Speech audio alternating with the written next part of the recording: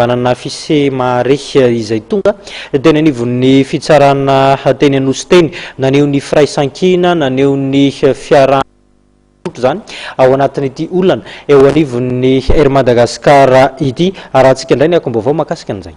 Rehefa mahatsiaro le mpiasa fa hoe marina ny fitakiny voaosimoso ny zoany de lasa izy tsisy mifanerena tao.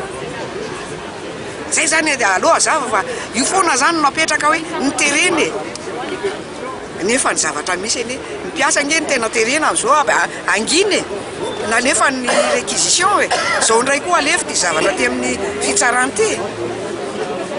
Zay zany tena sarotiny zay syndicat Fisemare am'izao zavatra zao ary manao antsoavo amin'ny syndicat rehetra eto Madagasikara hiara-itolona fa tena ny zoan'ny syndicat mihitsy am'izao nososena zany zo tokona zany de dadaviny anao dadaviny zareo ho atao zay fa teny hoe zany fanjakana zany nge tokony modely zany tokony modely fa raha izao zavatra zao no mitoy de anao toy zao ihany koa zany ny any amin'ny secteur privé de ametraka mihitsy ny hoe zay tokony rehetrarehetra de hogadrana. Zay zany tsy ekenay anososy ny zoanay syndicat zany zavatra zany.